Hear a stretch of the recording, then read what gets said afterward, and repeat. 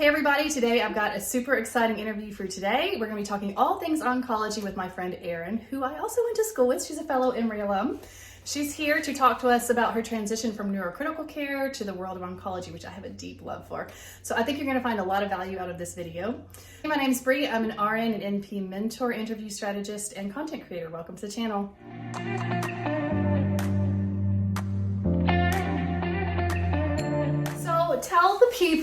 Tell the people all about your wonderful experience. Well, when I was little, I wanted to be a hospital girl. So I think I was always meant to work in healthcare. But I actually started my career in Orlando. I worked in a medical surgical ICU, so mixed beds, but I did that for 3 years. And then I went back to school with Bree. And then my first NP job was in Neurocritical Care. And then, just like she said, I segued into malignant hematology specifically. So leukemias, lymphomas, and myelomas. Malignant hematology. I've never heard, I like that. Yeah. So the cool thing about, I don't know if we should say the name of where she works, but the facility where she works is a very large academic institution. And I did a rotation through their hematology oncology program as well. And it is intense. It is intense. I mean, particularly for a facility that's doing a lot of research and a lot of up and coming stuff. They are so hyper segmented. Like you do oncology, but like you do such a super specific niche of oncology. It's very niche, very niche. And I never knew that I would be interested in something like that. And it was kind of scary to, make that transition, but it's been a good one. Yeah. Yeah. So how did you, first of all, why did you decide to go back to school to become a nurse practitioner? So I did like working at the bedside, but I didn't see that, as my place for the entirety of my nursing career. I wanted to be more involved in decision making and, take on, I think, more responsibility than what I was getting at the bedside. So that was what inspired me, to become a nurse practitioner. I like it. And you're still a hospital girl, so there's that. I'm still a hospital girl. You're just a different kind of hospital girl. That's right. Okay, so how did you end up in neurocritical care? Fortunately, when we were at school at Emory, we had someone doing our clinical placements, and I wanted critical care rotations, and I somehow just ended up, 2 of my larger chunks of clinical time were in neurocritical care, and so I never thought that I would want to take on a job in that specialty, but I had really great experiences when I was in clinical, and it actually basically was a working interview, and it segued into my first nursing job, nurse practitioner job. There were a lot of people. Our cohort had about 10 people, and there were a lot of them that ended up going into Neuro ICU work, which I find just fascinating, Yeah. Because it's not like a specialty that many people do or really are drawn to. No. But everybody, I think, we had great access to different types of neurocritical care units, and they did a really good job training, and they did a really good job overseeing you and welcoming you to the fold. And so I think a lot of people really just kind of fell into that, but I did not get sucked in. It's not for everybody. It was kind of cool. I still like it. Yeah. I have a soft spot in my heart for neuro. Yeah, I mean, you probably always will. You spent how many years doing that? So I worked as a neurocritical care NP for about 3 years. Yeah. Yeah. So what made you decide to switch it up? So mine kind of came from like a personal story. My dad was diagnosed with cancer, not a hematologic malignancy, but that was my first experience kind of diving into the oncology world. I liked how collaborative it was. I felt like it was like everything was arranged and it was very patient-centered. And so I was kind of feeling an itch to make a change. And I started looking for oncology jobs, not really knowing what I wanted to do. I thought about maybe working in a clinic setting, but then I'm a hospital girl. So I was like, I don't know if that's the kind of life that I want for myself. Yeah. And so I started doing my interviews, and initially my dad, he has head and neck cancer, so that's where I thought I wanted to go. But then I kind of fell into this interview for my current position, and I was like, wow, that sounds really great. The patients are still, higher acuity, obviously not like critical care, So I didn't feel like I was going to be bored because I was concerned about that. Yeah. Moving from an ICU setting to something more of like a floor setting. And that's kind of how I made it there. How did you, like it's such a big change. And did you ever do any oncology as a nurse? No. 0. Right? It's a totally different world. I stepped on the floor the first day and I was like, what are you saying? What is that? And you kind of went back because I had 3 years of experience at that time, and you kind of go back to being a new NP. Yeah. With maybe like some extra tools in your pocket. Yeah, but it's super overwhelming, right? Because not only are you amongst peers who know what they're doing, but the nurses are looking to you to know what you're doing. And you're like, I don't even know what these chemo agents are. And they know way more than I do. And it's super intimidating. I would find that very intimidating. It was. But the nurses actually helped me a lot. Oh, good. They were like, let me tell you how it is. I got you back, girl. And I was like, yes, please tell me. I need help. Yeah. But yeah, it was definitely, there was a large learning curve again. Yeah. Yeah. And I think where you're at, so I got a lot of questions from a viewer who had specific questions about what she sees a lot of, which I think is very interesting too, because again, unless you've done rotations through oncology or worked in that, you don't really know what you're going to see. There are 300 different types of cancer, and they're all different based on the body system in which they're affecting. So you have to learn 300 different things. And the experience that she and I had has been in such a group that is so hyper-focused that you really only have to know your specific disease set, versus if you're working for most oncology clinics where you got to know them all. So it's I would imagine a much bigger learning curve. But yeah, so you are mostly taking care of lymphoma and leukemia type patients? That is correct. So I'm divided kind of into a primary and a secondary service. And so my primary service is leukemia, and then my secondary service is the lymphoma and myeloma service. And so that is primarily what I take care of. Common diagnoses that we see are acute myeloid leukemia, acute lymphoblastic leukemia, aplastic anemias, large B-cell lymphomas, multiple myeloma. Those are kind of like the bread and butter of those services. And those are sick people. They can be very sick. Yeah. Now, like you have people still coming in who are like scheduled chemo admits, and those people tend to kind of, hopefully cruise along. But yeah, when people come in with an acute leuk, they're still pretty sick, and a lot of them actually end up in the ICU. Yeah. Do you do bone marrow biopsies? I do. Oh my God. I do them at the bedside. Okay, y'all. Honest to God, this is the worst procedure you can do to a human being ever. It's so intimidating to me. You have an actual drill in a body part. And sometimes, do you sedate your patients, or are they awake? For the most part, actually, inpatient, we just used lidocaine. Oh my gosh. Sometimes people get sedation. Yeah. But we don't offer conscious sedation for the marrow. Yeah.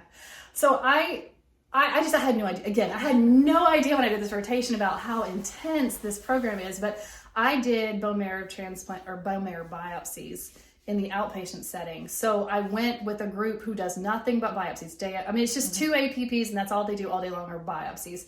And they offered the option for patients to be sedated or to be awake, and most of them chose to be awake because many of these people are driving from a long ways away. True. They have to do this like once a month or they have to do it pretty frequently, so they're used to it. So there's nothing like somebody being prone, wide awake, and you have a drill into their very intimidating procedure. That's true. Hats off to you, girl, because that is, people always talk about lines, intubations. No, that is a hard procedure. Well, and then you have the sound of the drill. And when you're initially doing it, you don't want to call it a drill. Yeah. They don't want to hear that. So I just call it my little tool. Oh, you're such a hospital girl. I love it. My little tool, it sounds like you're at the dentist. Yeah, I love it. Yeah. Okay, so one of the questions that my viewer had about your specialty is, what resources do you use? So on a day-to-day, I love UpToDate. Highly recommend a subscription to that. Wow. I feel like we commonly reference articles or big studies for chemotherapy and things. Sure. And so I feel like a decent portion of those can come from Blood Journal. If you ever want to subscribe to that. There's a lot of things that I learn on the regs that I've never heard of. I'm sure. I like chemocare.com. That's actually a resource that we give to our patients, but I feel like it's really great for someone who's new in oncology or just kind of wants to look at something that's on like a simpler playing field. I like it. Kind of puts it in plain language. And then, I rely a lot on my fellow APPs and my physicians. I'm really blessed. One of the APPs I work with, she's been doing inpatient malignant hematology for almost 30 years. Wow. So she is really a wealth of knowledge. Yes. This is literally all she's ever done. Well, that speaks a lot for that she's found her niche, Yeah. Do you have good autonomy where you work? I do. I actually think I have more autonomy than my previous position. And I think part of that is just kind of the nature of the beast. So for inpatient malignant hematology, our attendings, they still have clinic in the outpatient setting while they're on service. So after rounds, they're generally not on the floor with us. And then they come back for evening rounds. So a lot of the day-to-day management, like blood pressure, sugars, any kind of issues that come up while they're at clinic, we take lead in managing that. And so I really like the independence that I have with this job. Yeah. I think when we were in school, I remember our teacher telling us, oh, you're going to want a job where you have a ton of autonomy. And we all said, no, we're scared to death. We don't. She said, you will. That's so true. And I was right there with you. I was like, no, I don't want that at all. Yeah. But then you kind of get into a groove and you're like, yes, like I want to do these things because I can do these things. Right. I've trained this. Let me practice to my scope. There's a lot of reward in that as a provider. For sure. So it feels like it's more unique to find those kind of roles these days. But it's all in what you seek and what the culture is where you work. So what is your workflow like? Do you have sign out in the morning and do you rounds, like interdisciplinary rounds or? Yes. Okay. So our workflow, the first couple hours of my morning, I spend doing chart review on my list. I had never had a job and I don't know what they do at your place of employment. But we get our assignment the night before. Oh, that's nice. So you can look them up and yeah. I don't look anything up at home because I think that's personally what I need for work-life balance. I try not to do any work at home. So I spend the morning looking at my patients and just kind of doing a first pass. Not really, I dig into some stuff, but just kind of getting the gist of who I'm going to be taking care of that day. And then pre-rounds, I go and examine everybody, see what their needs are for that day. And then we have formal interdisciplinary rounds, and we do that for, a few hours, kind of depending on what the census is. And then after rounds, lunchtime, which is my favorite. And then procedures, if we have any. So in addition to the bone marrow biopsies, we also do a lot of LPs. People need chemo, or if they need just like a standard workup, come in encephalopathic, then LPs are, they're there. And then we have kind of like a very abbreviated evening rounds to kind of wrap things up. And then I do my sign out tool, hand off to night shift, and I'm on my way. So you do 3 12s a week? I do 3 12s a week. That's the best. It is the best. I wouldn't want to work any other schedule, which is, it's truly unmatched. Yeah, it's good work-life balance because when you're off, you're really off. And that is kind of cool that you get your assignment in advance, but I feel like I would want to look it up and then it would mess with mine. I don't know until I get there, which sometimes can suck, but you learn how to just pick things up pretty quickly, actually. And I feel like when I first started with this group, I sometimes would look things up the night before, and it kind of gave me peace because I was transitioning in this new specialty. And so I was able to kind of spend a little extra time at home if I needed. Sure. So the option was there. there. Across that weird, like, Burkitt's lymphoma. What is Burkitt's lymphoma? I'm like, what? So, do you feel like the market is saturated? I would have to say yes and no. I feel like it's a competitive market. I feel like there's a lot of people going back to school now, and that probably lends itself to saturation. Sure. But like in my own personal experience, I'm kind of like, we definitely have staffing shortages. So, so this is the hot seat question that I ask everybody, and it is awkward to answer because you don't want to say things to discourage new people, but at the same time, where we live, the region where we live, it is tight. It is a competitive market. But there are places in the world where it's not. anybody can go to Alaska and get a job. True. But I also think you can make, like, it depends on your reasons. Like, if your reason for going back is pure, then you will find something even in a competitive market. And I stand behind that. But I'm always curious to get people's take on what they see in their particular micro region of the world. And across the boards here in Georgia, my friends all say, yeah, it's pretty competitive. It's definitely competitive. And I think part of it is the experience that people are coming into this field in. It's so variable. Yeah. True. And so I feel like that obviously like holds weight when you're going out to look for a job. And as someone who sits on like an interviewing panel, I personally like to see that you had work experience before. Right. And I feel like that makes you more competitive in this market. So. Well, it does. I mean, honestly, it's all a big corporate game, right? But if there are 10 people applying for one job and you have less experience than someone else, the only way you're going to get that job is if you have more of a match personality-wise. And that's hard to demonstrate in a 1-hour interview. So for sure. And I feel like especially nowadays with COVID, you know, you have a lot of Zoom interviews, and sometimes it's really hard to pick up on personality through the screens. Did you make, with your first job, did you make more as an NP than you did as an RN? I did. I almost doubled my salary. What? Yep, that's right, girl. Yeah. But I thought about that before I went back to school because, you know, Emory was a large investment. And so I wanted to make sure that I could make that back. Sure. Yeah. I think as long as you have your repayment plan in place, like how many years am I going to work? What is my return on investment? When can I get out from under this? You know, we were all in the same boat in that we paid a crap load of money for school. We sure did. But having precepted a lot of people from a lot of schools, you get what you pay for. That's right. And I think that our education and our experience, it was worth the money. Yeah. And I tell people that all the time. I think so too. And particularly if you're going to an academic institution that is affiliated like a university system, a university hospital system, they tend to hire from within. So like at Emory, if you want to work at Emory, you kind of need to go to school at Emory. But if you go to school at Emory and you're plugged into all those clinicals, you're going to get offers from most of those places. So you're sort of paying for not only your education and your training, but your job. So true. I feel like it was worth it. Oh yeah, for sure. And I like that about my job now. Very involved in clinical trials and research. And I didn't know how I'd feel about that because I'm not a research girl. Yeah. Bet you figured out how to read a Kaplan-Meier curve though, didn't you? Sure did. I mean, it's important. It is. Yeah. It is, particularly with what you're doing, you know, and advising people on how much to do, how far to take it, what the options are. Definitely. People need numbers. They do. Need numbers. They and love statistics. numbers. Yes. They want a statistic. You do a lot of palliative care in your work, don't you?